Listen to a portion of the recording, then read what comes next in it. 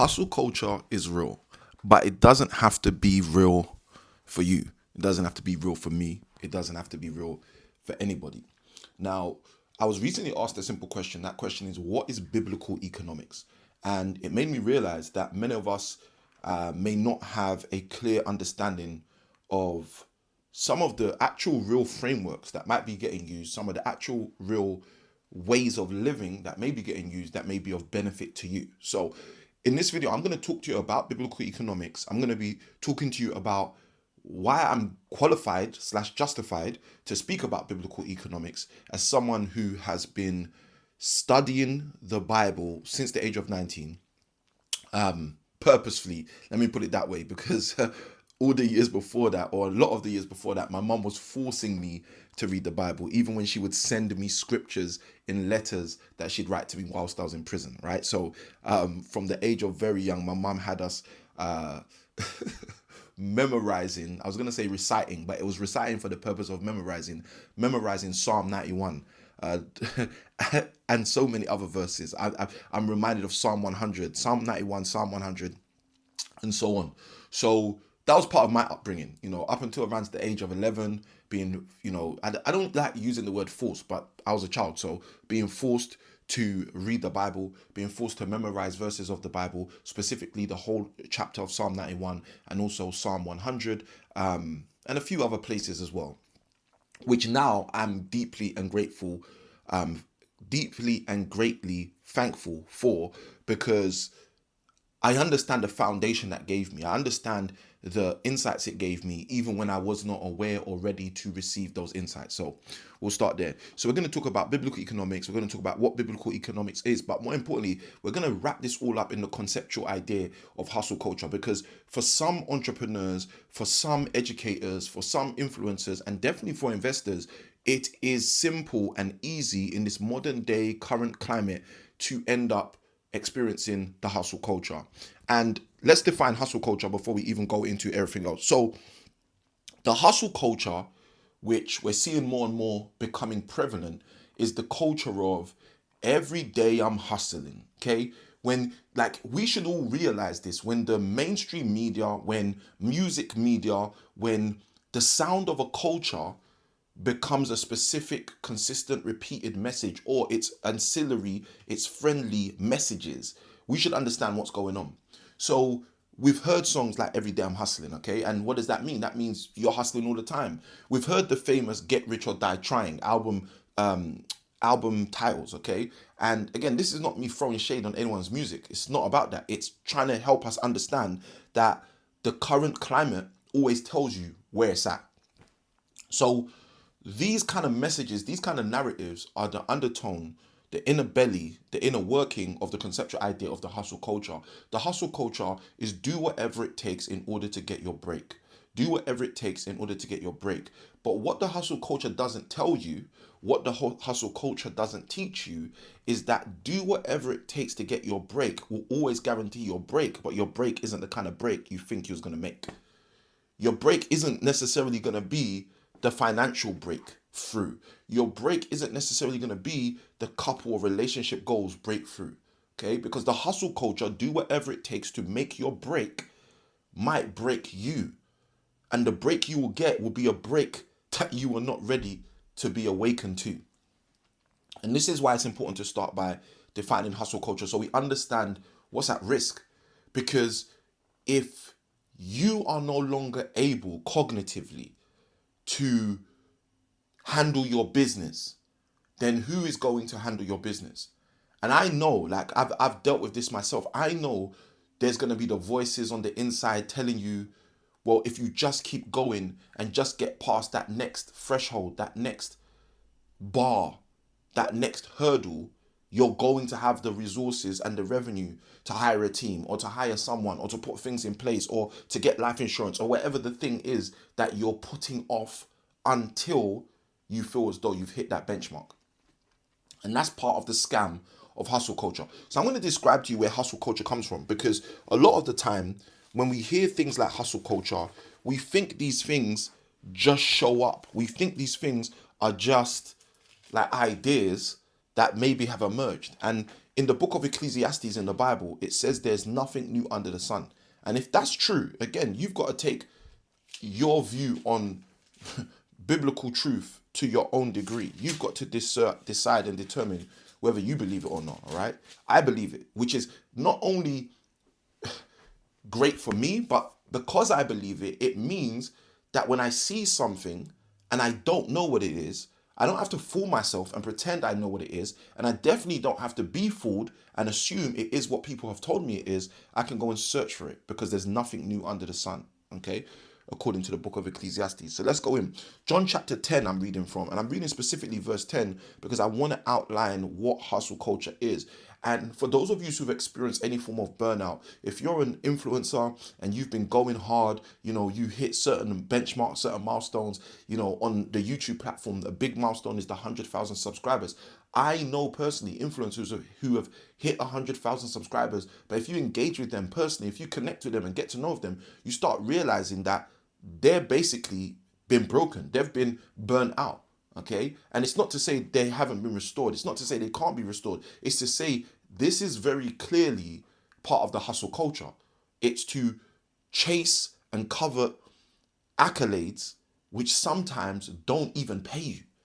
This is the same for investors. There are investors out there who don't have the time to invest. So what they do is they take rash decisions and then turn around and say, why did I do that? Okay, why did I do that? Why did I make such a poor or bad investment? And I'm here to tell you why. It's probably because you were engaged in hustle culture. You didn't give yourself the time. The Bible says in Proverbs, I believe it's chapter 4, verse 7, it says, wisdom is the principal thing. In all you're getting, make sure you get it with understanding. So what does that mean? That means if wisdom is so important, the application of knowledge, if applying the things you know is so important, guess what? You'll take your time. Even though we're living in a world where it feels like we have no time, you will take your time because you'll understand that it's not about the culture, the hustle culture. It's about the creative culture. What culture are you creating in your life? What culture are you creating for your spouse and your wife? What culture are you creating for your children? So let's go into this. We're going to look at the difference between hustle culture and the kingdom economic culture that God desires to create in your life. John chapter 10 verse 10, it says the thief comes not. So there is no other reason a thief shows up. There is no other reason. What's powerful here? It says the thief. So there's no other reason the thief shows up. So let's dig into this a bit deeper. It says the thief comes not, but for to steal, kill, and to destroy. And then this is Jesus speaking. If you've got a red letter Bible, this is in red letters. It then says, I am come that they might have life and that they might have it more abundantly. See, and this is where we have our first issue. Our first issue is in the erroneous teaching, the erroneous mismanagement of messaging, the erroneous misalignment of information, where the world has got many people to believe that the Bible and biblical truth sends us in the direction of having lack, embracing lack, and searching for more lack because of a mindset of slack. The Bible doesn't teach that. The Bible actually teaches the opposite. This is Jesus speaking in John chapter 10 verse 10. If you've got a red letter Bible, it's in red pen. And it says something so profound. It says, there is a thief, and the only agenda of the thief is 3 key pieces. And those 3 key pieces are to steal from you, to kill you, and to destroy you. Now, I want you to consider the hustle culture with those specs on. I want you to consider the hustle culture. Now think to yourself, well, hold on a minute. What does the hustle culture do to most people? Well, if you do anything it takes in order for you to get your break, unfortunately, the break for many people is that destruction. Unfortunately, the break for many people is them being stolen from. Unfortunately, the break for many of those people is them being killed. And that doesn't have to be your story. Because the second part of the verse is so profound. The second part of the verse says, Jesus, I have come that they might have life and that they might have it more abundantly. I want you to think about for a moment what that might mean to you. Life and life more abundantly. So let's call that the abundant life. What does an abundant life look like to you? Now I get it.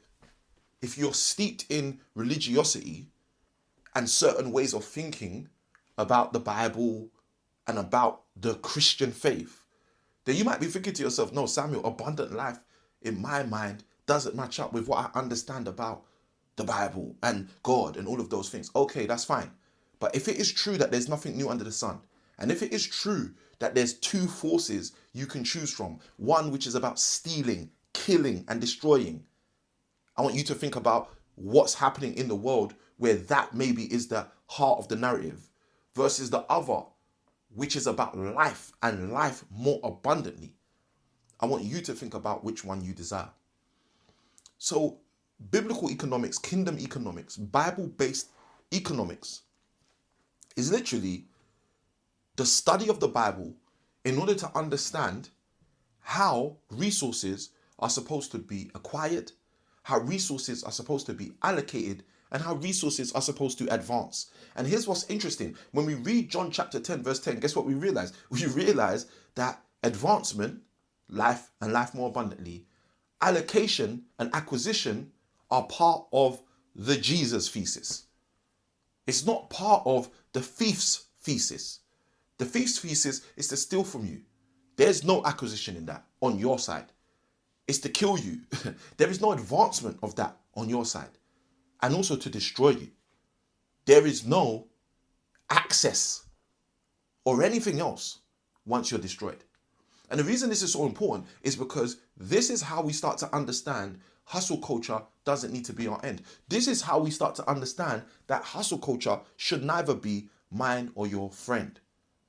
We need to be people that start to understand on which basis we do what we do from. I'm greatly encouraged and blessed when I remember the verse in Psalm chapter 18, verse 43, which I didn't discover at the age of 19, unfortunately, right? I discovered this verse probably in my late 20s. But in Psalm 18, verse 43, there's a powerful verse and it basically states, He has delivered you from the strivings of the people. And I just remember encountering that verse and thinking to myself, what does that mean? If I've been delivered, which means brought out or brought through, the strivings, which is the stress of the people. The verse goes on in more deep fashion, and I encourage you to read it for your own self in your own homework when you have the time. But as we think about this conceptual idea of biblical economics, as we think about getting ahead, as we think about creating cash flow, which is what a lot of people want to do, and it's the topic on which a lot of people want to know, one of the things we should really implore ourselves to do to take a step back and truly grow is to understand on the foundational basis which we actually believe this. Now, when I was asked the question, what is biblical economics? One of the conceptual ideas that came out is that anti-capitalism? Okay? And the reality is when you are pro something, you don't have to be anti anything. And this was one of the thoughts that was in my mind, which is why I thought, you know what, I should definitely at least do a video expanding a little bit more on what biblical economics is, on what having a Bible-based, Christ-centered culture of creating and cultivating as well as communicating your cash flow should really be. And I get it. We live in a modern day where people have their own ideas on how they want to do things. And most people's ideas are what we call ad hoc. They just make them up as they go along. They take a piece from here and a piece from there and a piece from there and a piece from there. And that's okay. But here's something that's interesting about that. There's nothing new under the sun. So if it's true that there's nothing new, then when we piecemeal our financial frameworks together, when we take ideas from here and ideas from there and ideas from there, which I'm not saying is necessarily wrong in terms of the process and purpose of development and growth.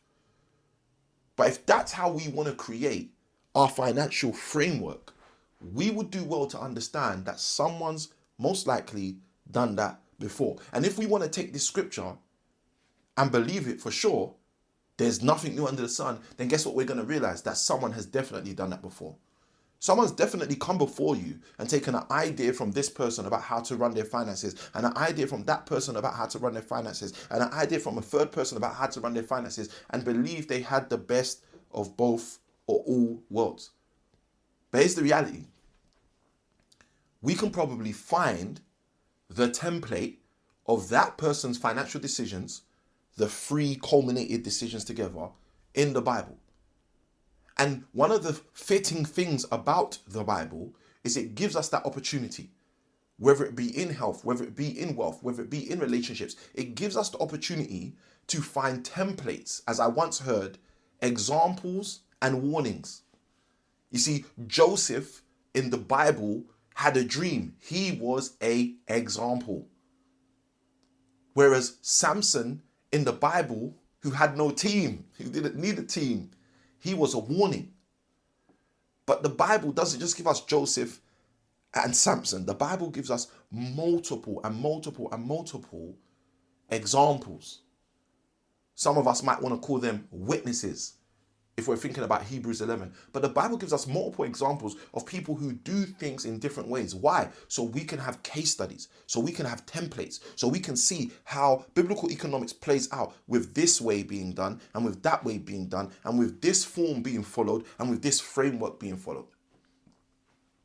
So you don't have to lose in real time, because you get to decide in their time whether you want to follow the practice or not. And this is the reason why, for those of you who watch my videos, you'll see I'm often highlighting a story.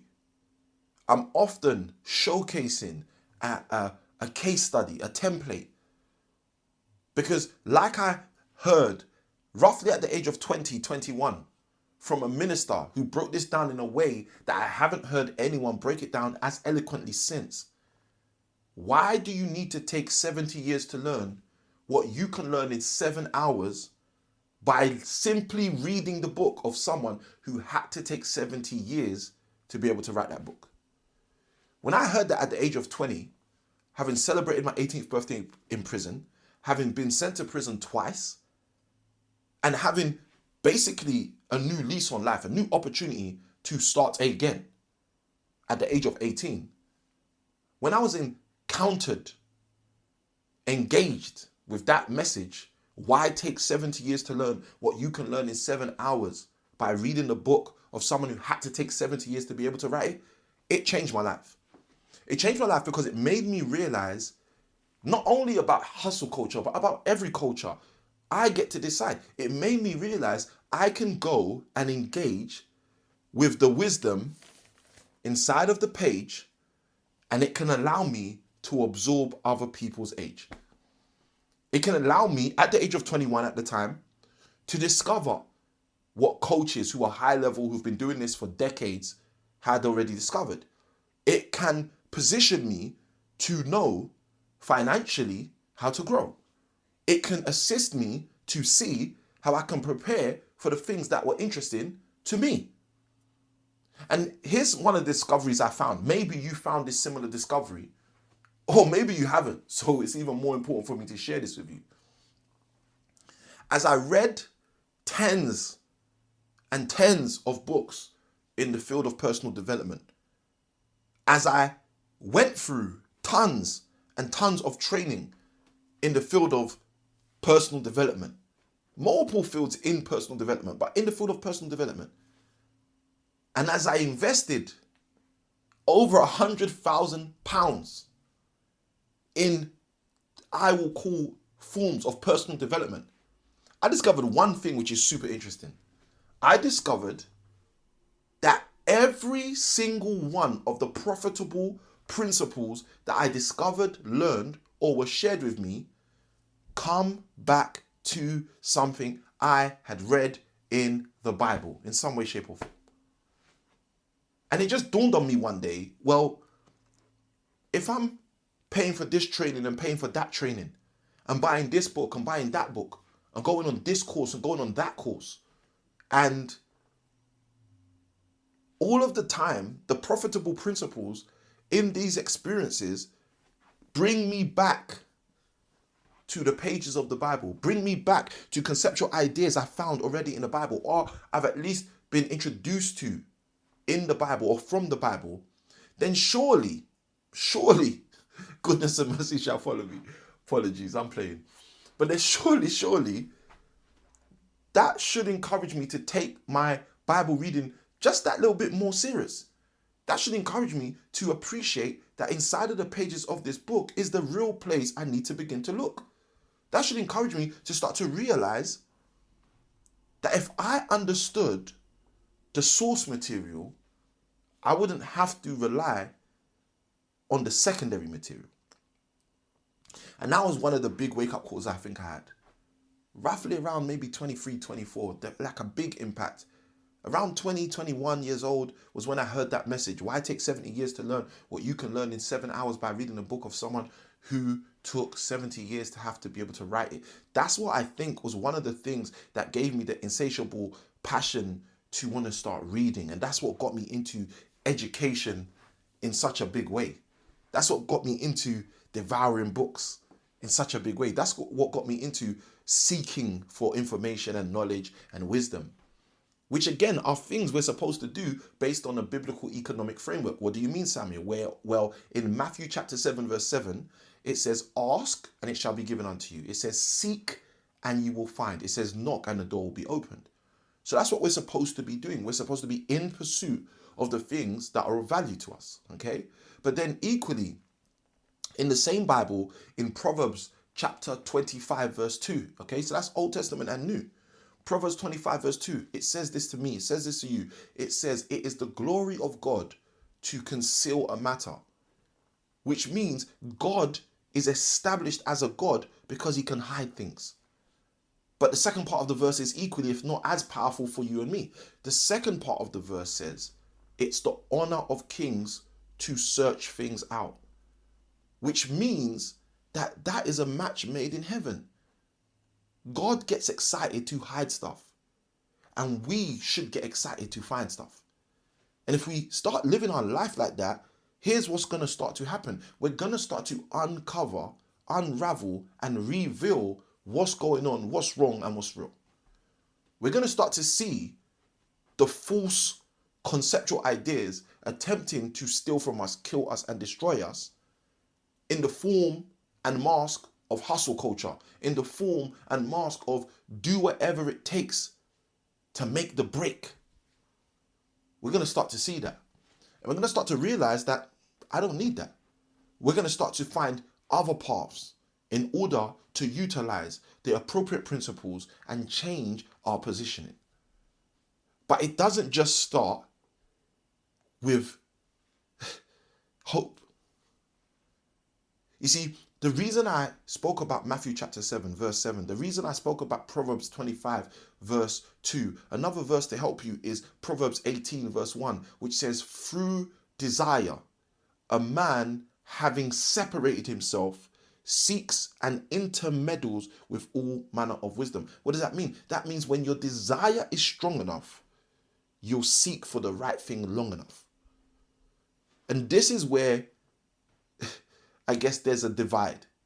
This is where there's on one side the people who are never going to make it happen. And on the other side, the people who it's only a matter of time before it starts to happen. So why is there the divide? Here's why there's the divide. The reason there's a divide is because it takes desire. It takes desire to aspire higher. It takes desire to grasp what you require.